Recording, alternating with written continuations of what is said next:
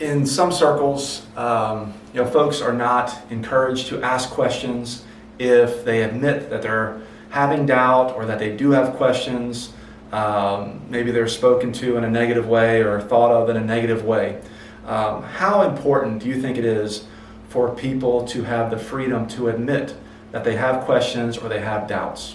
It's very important. I think we should encourage our children, people in classes we teach, if it's professional, Sunday school, whatever it is, people who come over to the house. I think kids should learn young that you're going to have questions.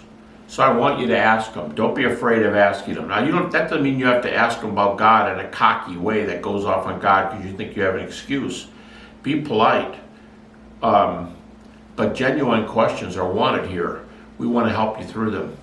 And now, I grew up in a German Baptist church, and my pastor was very well known in the area. He was an excellent expository preacher. I don't know anybody at that church who wasn't affected by him. It didn't grow significantly, but when he saw the pile of books that I was doing when he came to visit us at the house, and I brought this many books in the room, and when I told him the doubts I was going through, he recommended that I not go through them, that I don't answer my doubts, I not embrace them. And my mother recommended the same thing. I went against I was old enough to make my own decision, and I went against their advice. My mom wanted me to take a particular book back to the bookstore because she thought it was it could have been very dangerous to my faith.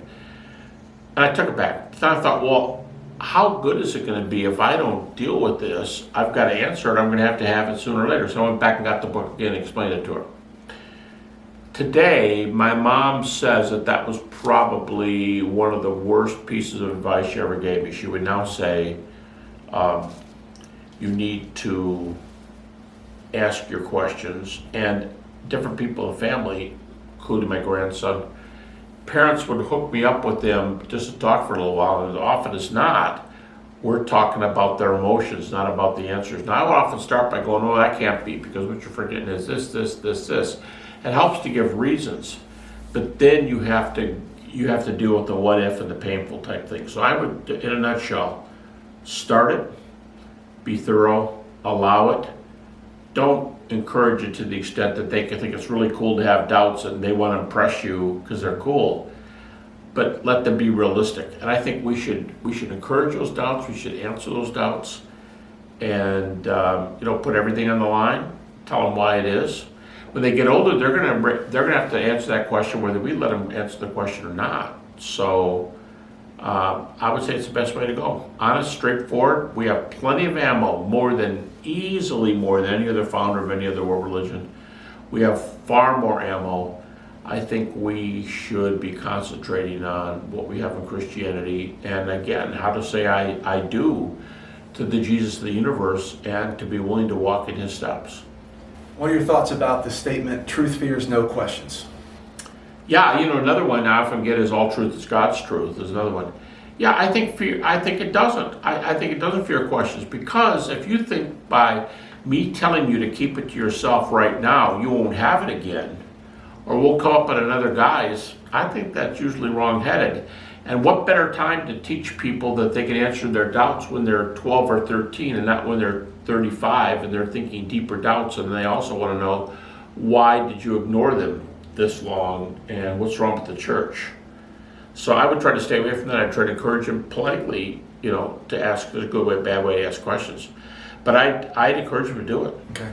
And have you experienced, maybe in your own life and other people who have worked through their doubts, have worked through their questions, maybe examining views of different belief systems, that as they work through it, they get more confident and stronger in their faith? Very, very, very common. If I wished I had somebody there like my PhD student who deals with doubters. I wished I had somebody who would go step by step with me. And again, I'm not saying anything bad about my mom. She's a great mother.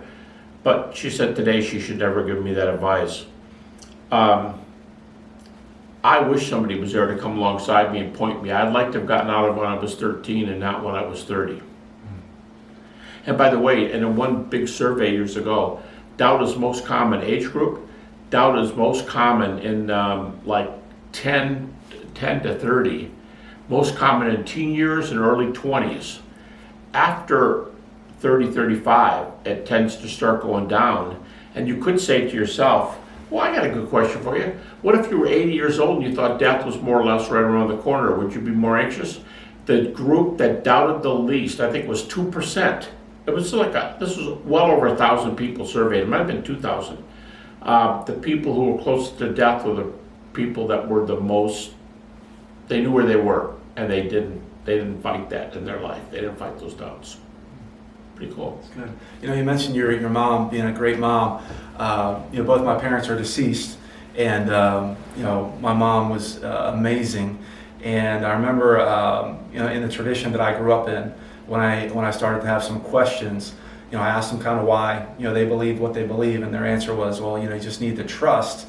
And for me and my personality type, that wasn't. A lot of people that wasn't sufficient. Yeah, that's for some people. Yeah, for some people. Different strokes for different folks. If they don't need it, you don't have to give it to them. If they need it, it's there.